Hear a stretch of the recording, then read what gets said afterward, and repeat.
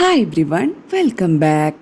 മലയാളികളുടെ പ്രിയപ്പെട്ട serial cinema താരം മഞ്ജു പത്രോസ് പുതിയ അഭിമുഖത്തിൽ ബിഗ് ബോസ് ജീവിതം തനിക്കുണ്ടാക്കിയ നേട്ടങ്ങളെക്കുറിച്ചും ഫുക്രു വിവാദത്തെക്കുറിച്ചും താരസംഘടനയായ അമ്മയിൽ അംഗമാകാത്തതിന്റെ കാരണങ്ങളെക്കുറിച്ചും താരം മനസ്സ് തുറക്കുന്നു.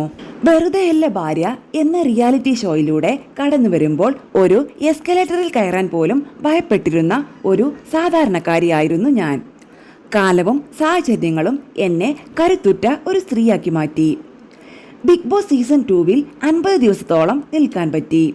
തിരിച്ചടിയായത് ഫുക്രുവുമായുള്ള സൗഹൃദമായിരുന്നു. ഞങ്ങൾ തമ്മിലുള്ള സ്നേഹപ്രകടനങ്ങളെ ഒരു വിഭാഗം മോശമായിട്ടാണ് വ്യാഖ്യാനിച്ചത്.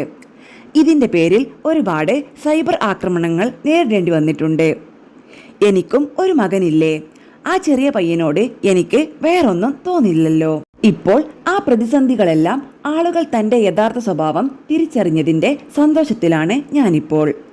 സ്വന്തമായി ഒരു വീട് എന്ന സ്വപ്നം സാക്ഷാത്കരിക്കാൻ സഹായിച്ചത് ബിഗ് ബോസ് ആണ്. ദിവസം 45,000 രൂപയായിരുന്നു. അമ്മയിൽ അംഗത്വം നേടണമെങ്കിൽ വലിയൊരു തുക മെമ്പർഷിപ്പ് ഫീസായിട്ട് അടക്കണം. എൻ്റെ സാമ്പത്തിക സ്ഥിതി അനുവദിക്കുന്നില്ല. അമ്മയിൽ അംഗത്വമുണ്ടെന്ന് വെച്ച് സിനിമയിൽ അവസരങ്ങൾ ലഭിക്കണമെന്നൊന്നുമില്ല. അംഗത്വം ഇല്ലാത്തവർക്കും അവസരങ്ങൾ ലഭിക്കുന്നുണ്ട്.